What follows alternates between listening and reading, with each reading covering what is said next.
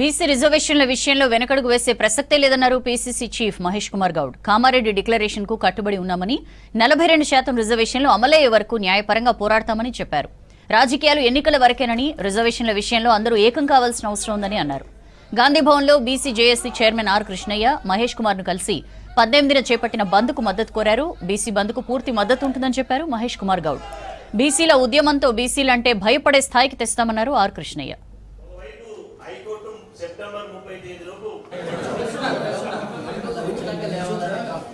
Congress party మొదటి నుంచి 42% reservation ఓబీసీల కోసం కట్టుబడి ఉంది. ఈ రాష్ట్రంలో ఇంతమంది బీసీలని చెప్పడం జరిగింది, ఒక అఫీషియల్ డాక్యుమెంట్ ఇవ్వడం జరిగింది. ఆ తర్వాత అసెంబ్లీలో 2 చట్టాలు చేయడం జరిగింది. 2 చట్టాలు కూడా గవర్నర్ దగ్గర పెండింగ్లో ఉన్నాయి. ఈ చట్టాలను అధిగమిస్తూ ఆర్డినెన్స్ ఇచ్చి ఎన్నికలకు పోదాం అనుకున్నాం, అది కూడా పెండింగ్లో పెట్టినారు. ఆఖరికి కేసీఆర్ ఇచ్చినటువంటి 50% క్యాప్ ఏదైతే విధించు చట్టం చేసినారో దాన్ని కూడా అధిగమించినాం. అది కాకుండా ఫైనల్గా జీవో వచ్చి ఎన్నికలకు పోతామనుకున్నప్పుడు హైకోర్టు ఇంటరిమ్ స్టే చేయడం, మేము మళ్ళీ తర్వాత సుప్రీంకోర్టులో మా ప్రభుత్వం స్పెషల్ లీవ్ పిటిషన్ వేయడం, వారు మళ్ళీ వాళ్ళు హైకోర్టుకో తేల్చుకోమన్నారు. అది కోర్టులో పెండింగ్ ఉంది.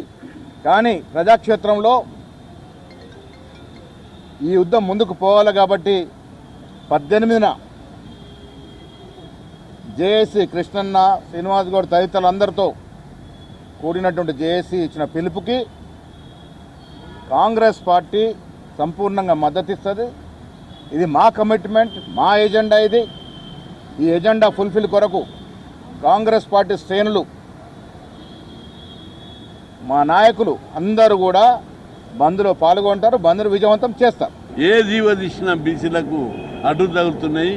అందుకే బీసీలంతా ఒకసారి భారీ యుద్ధం చేయాలని నిర్ణయించుకున్నాం. అందుకే అందులో భాగంగానే మొదటి దశ ప్రారంభమే ఈ నెల 18న బంద్ ఫర్ జస్టిస్, న్యాయం కోసం బంద్ అనే నినాదం మీద బంద్ పిలుపు ఇవ్వడం జరిగింది. ఈ బంద్ చరిత్రలోనే ఇటువంటి బంద్ గతంలో ఎప్పుడు జరగలేదు, భవిష్యత్తులో కూడా జరగదు. ప్రజలందరూ, బీసీ ప్రజలందరే కాకుండా బీసీ యొక్క రిజర్వేషన్లకు అనుకూలందరూ కూడా మద్దతు ఇస్తున్నారు. ఈ బంద్ను విజయవంతం చేయాలని పార్టీ శ్రేణులకు, బీసీ వర్గాలకు, బీసీ సంఘాలకు, బీసీ కులాలకు పేరు పేరున విజ్ఞప్తి చేస్తున్నాం. ఒక మెడికల్ షాపులు తప్ప పెట్రోల్ బంకులు కూడా బంద్లో పాల్గొంటున్నాయి. వాళ్ళ యజమానులు కూడా చెప్తున్నారు, పెట్రోల్ బంకులు నడిపితే పిల్లగాళ్ళంతా ఆవేశంలో ఉంటారు. సినిమా థియేటర్లు బంద్, ఆర్టీసీ బస్సులు కూడా బంద్ జరుపుతారని వాళ్ళు కూడా యజమాన్యాలు ఆలోచిస్తారు.